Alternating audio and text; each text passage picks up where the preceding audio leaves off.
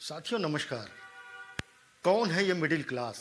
आप, हम या कोई और, जिसकी कमाई पिछले 10 सालों में आधी हो गई, आज वो अपनी ज़मीन जो है भारत के अंदर तलाश रहा है। ऐसे में आज मिडिल क्लास के ऊपर बात करेंगे कि आखिर ये मिडिल क्लास भारत के अंदर कौन है? कौन है जो राजनीतिक मुद्दों से ज़्यादा सरोकार रखता है और अपने व्यक्तिगत मुद्दों से जो है कम सरोकार रखता है। कोरोना काल के बाद शायद इस मिडिल क्लास की कमर पूरी तरीके से टूट गई। न जाने हजारों करोड़ों की संख्या में मिडिल क्लास के लोगों ने अपनी नौकरियों को गंवा दिया और न जाने कितने अभी ऐसे होंगे जो कर्ज के बोझ के तले दबे होंगे। आखिर कौन है ये मिडिल क्लास, जिसके बारे में सरकार जब चुनाव आती है या पार्टियां उस समय सोचती हैं जिस समय चुनाव जो है दस्तक दे रही होती है? तो आखिर कौन है वो मिडिल क्लास? साथियों, वो मिडिल क्लास देश के अंदर था जिस समय महंगाई, बेरोजगारी और शिक्षा को लेकर के मिडिल क्लास अपनी आवाज़ को बुलंद किया करता था।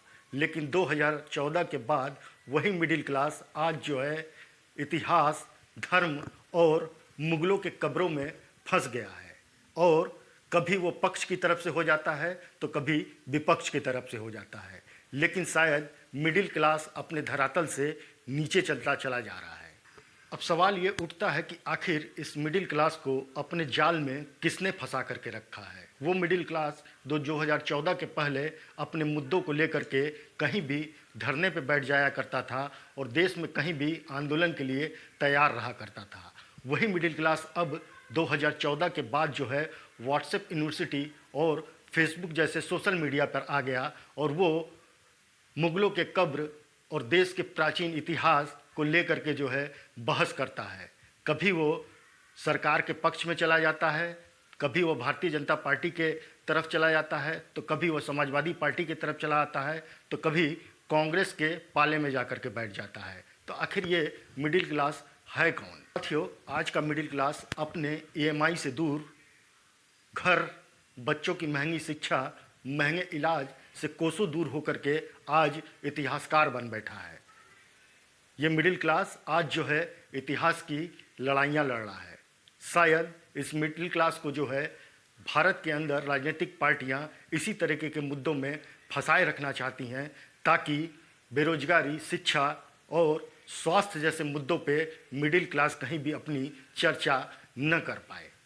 इसका शायद जीता जागता उदाहरण यही है कि जिस तरीके से बड़ी कंपनियों ने मिडिल क्लास को नीचे जाते देख करके अपने प्रोडक्ट्स में जो है छोटे प्रोडक्ट्स लाना शुरू कर दिया। शैम्पू, बिस्कुट, साबुन जैसे तमाम ऐसे प्रोडक्ट्स हैं जिसको छोटे रैपर में या छोटे पैकेट में बड़ी कंपनियों ने कर दिया। शायद इसकी सबसे बड़ी वजह है कि मिडिल क्लास जो है तेज़ी से जो है नीचे की ओर भारत के अंदर जा रहा है। साथियों, भारत का ये वही मिडिल क्लास है जो मात्र 2500 रुपये के लिए झोर करके जो है वोट देता है। लेकिन अगर उसको 25 रुपये नहीं भी मिलते हैं तो खामोश हो जाता है।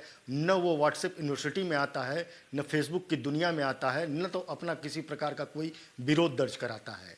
शायद ये यही मिडिल क्लास है जो 2047 के विकसित भारत की जो है जमी अंदरूनी तौर पे तैयार कर रहा है।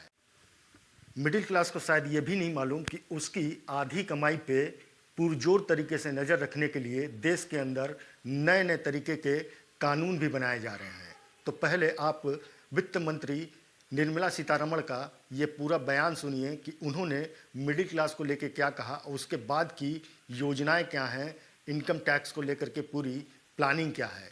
साथ में आपको CA राघव चड्ढा के भी उस बयान को सुनाएंगे जिस पर वो मिडिल क्लास को लेकर के जो है उस कड़वी सच्चाई को संसद के पटल पे जो है वो बयां कर रहे हैं। Unaccounted money to the extent of 250 crores have been detected when the encryption has been decoded. One.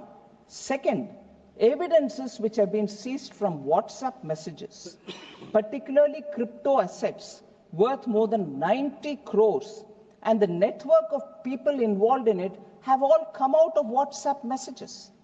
Now, if the law does not give you the legal backing, in spite of the fact and evidence being in your face, you will have to go stand in the court to say, yes, but the law doesn't provide, but the evidence is here, the money is being misused, it is unaccounted money. It becomes tedious. And therefore, the digital element has to be brought in. I'll bring in one more example, sir. WhatsApp communications and incriminating materials found from such conversations helped to unearth the syndicate and identify the end beneficiaries of bogus bills worth 200 crores. It has been brought in. I can also give one more, which is evidences have been found with the help of Google Map History. So in the case of Google Map History, sir, found on the phone was used to determine the frequented locations of individuals who enabled location history. Service है जो free of cost जनता को दी जाती है। क्या हमें quality health care free of cost मिलता है? नहीं मिलता। क्या हमें वर्ल्ड क्लास एजुकेशन मिलती है? नहीं मिलती। क्या हमें फ्री वर्ल्ड क्लास ट्रांसपोर्टेशन मिलता है? नहीं मिलता। क्या हाई क्वालिटी रोड्स मिलती हैं? अगर अच्छी हैं तो टोल टैक्स भरना पड़ता है। क्या 24 घंटे सातों दिन बिजली आती है? नहीं आती। तो इतना सारा जो टैक्स सरकार इकट्ठा करती है उसका करती क्या है? इसीलिए मैं कहना चाहता हूं that we in India pay taxes like in developed countries to get services like in sub-Saharan countries. Madam, from the moment a child is born to the very moment his family mourns his death, the government is there at every step, not to help you, but to tax you. और आइए एक रोमांचक यात्रा पे चलते हैं। माननीय वित्त मंत्री जी हर बार मेरे सवालों का जवाब देते हुए मुझ पर तंज कसती हैं और कहती हैं कि शायद ये चार्टर्ड अकाउंटेंट नहीं है, इनकी डिग्री असली नहीं है, तमाम तरीके की बातें मेरे बारे में कहती हैं, निजी हमले करती हैं। मैं उनका बहुत सम्मान करता हूं, मेरे मन में उनके प्रति बहुत आदर है, ओहदे में, हैसियत में, उम्र में, अनुभव में बहुत बड़ी है मुझसे। लेकिन आज मैं इस सीए की डिग्री को किनारे करके सरल भाषा में आम आदमी की तरह इस देश के आम आदमी का दर्द आपके सामने रखना चाहता हूं कि कैसे हमारे जन्म होने से लेकर हमारे मरने तक टैक्स पे टैक्स सरकार हमसे वसूलती है। मैं आपके सामने जीवन के 8 चरण, 8 स्टेजेस ऑफ लाइफ रखना चाहता हूं। फर्स्ट स्टेज ऑफ लाइफ, जब इंसान पैदा होता है, that is the birth stage. बच्चे के पैदा होने से पहले, उसकी आंखें खुलने से पहले जो उसको वैक्सीन लगती है उस पर 5% जीएसटी लगता है। जिस अस्पताल में बच्चा पैदा होता है उस हॉस्पिटल के कमरे के चार्जेस पर अगर 5,000 रुपए से ज्यादा का कमरा हो तो 5% जीएसटी लगता है। बेबी केयर के आइटम्स पे 5% जीएसटी लगता है। और अगर उसके माता पिता बच्चे के पैदा होने पर मिठाई बांटे तो मिठाई पर 5% और चॉकलेट पर 18%, 28% जीएसटी लगता है। दूसरा चरण जीवन का इन्फेंसी और चाइल्डहुड यानी कि बचपन। बचपन में बेबी फूड जो खरीदा जाता है उस पर 12 से 18% जीएसटी, डाइपर जो खरीदा जाता है उस पर 12% जीएसटी, बेबी स्ट्रोलर पे 5 से 12% जीएसटी, और जो खिलौने बच्चे को दिए जाते हैं उन खिलौनों पर भी 12% जीएसटी लिया जाता है। जब मुंडन होता है बच्चे का, पहला हेयर कट जिसे कहते हैं, उस हेयर कट की सर्विसेज पर भी 18% जीएसटी, और पहली बर्थडे पार्टी पर जो फोटोग्राफी होती है, फोटो खिंचवाई जाती है, उस फोटोग्राफी सर्विसेज पर भी 18% जीएसटी। यहां तक कि नामकरण की बर्थडे पार्टी जो की जाती है उस पर भी केटरिंग सर्विसेज से लेकर खान पर 18% जीएसटी सरकार वसूलती है। अब बच्चा स्कूल जाना शुरू करता है तो स्कूल जाने पर यूनिफॉर्म से लेकर जूतों, स्कूल बैग, लंच बॉक्स सब पर जीएसटी लगता है। 12% जीएसटी नोटबुक पर लगता है, 18% जीएसटी स्टेशनरी आइटम पर लगता है। और उसके बाद अगर कोई एक्स्ट्रा करिकुलर एक्टिविटी बच्चे को करनी हो, कोई म्यूजिक क्लास करनी हो या फिर कोई स्पोर्ट्स कोचिंग की क्लास वो ले ले, उस पर भी 18% जीएसटी देना पड़ता है। प्राइवेट ट्यूशन ले तो उस पर भी जीएसटी, और पहली साइकिल जो बच्चा खरीदता है उस पर भी 12% जीएसटी देना पड़ता है। तीसरी अवस्था जीवन की, टीनेज ईयर्स, ये वो काल होता है जो सबसे मस्त मौला टाइम होता है जीवन का, बेहतरीन बेफिक्री का। इसमें बच्चा, यंग जवान लड़का लड़की अपना पहला स्मार्टफोन खरीदते हैं। उस स्मार्टफोन पर जीएसटी लगता है, अगर महंगा हो, विदेशी हो तो इंपोर्ट ड्यूटी भी लगती है। फिर वो अपना फोन रिचार्ज कराता है, उस पर जीएसटी लगते हैं। ब्रॉडबैंड इंटरनेट का कनेक्शन लेता है, उस पर जीएसटी लगता है।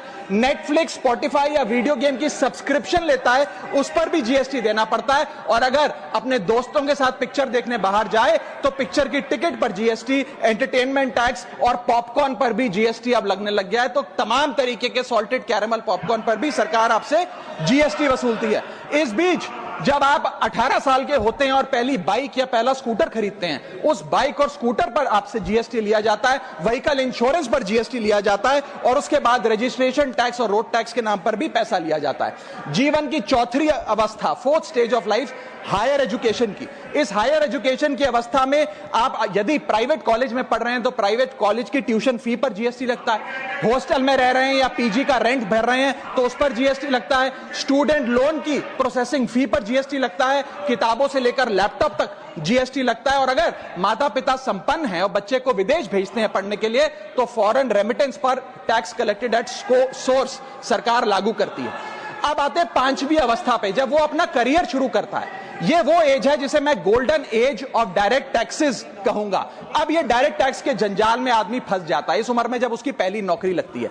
तो नौकरी में आमदनी अनुसार उसके स्लैब रेट के हिसाब से उस पर टीडीएस पहले काटा जाता है, मानो जेब काटी जा रही हो, और फिर इनकम टैक्स वसूला जाता है। जब पहली बार उसको पगार मिलती है, वेतन मिलता है, वो माता पिता या दोस्तों को बाहर खाने पे ले जाता है, पिक्चर दिखाने ले जाता है, उस खाने के बिल पर भी सरकार जीएसटी वसूलती है। और जैसे जैसे उसकी सैलरी बढ़ती है वैसे वैसे स्लैब अनुसार उससे इनकम टैक्स वसूला जाता है। इसके बाद आज वर्क फ्रॉम होम का कल्चर चल रहा है, तो वर्क फ्रॉम होम में इंटरनेट बिल्स हो, ब्रीफकेस हो, लैपटॉप हो, इन सारी चीजों की खरीद पर सरकार जीएसटी लेती है। वित्त मंत्री निर्मला सीतारमण आयकर बिल 2025 पे संसद के अंदर चर्चा कर रही थी और उन्होंने कुछ चौंकाने वाली बातें डिजिटल दुनिया को लेकर के कही। उन्होंने बताया कि इनकम टैक्स की चोरी में 200 करोड़ रुपए की चोरी जो है सिर्फ व्हाट्सएप से जो है पकड़ी गई है।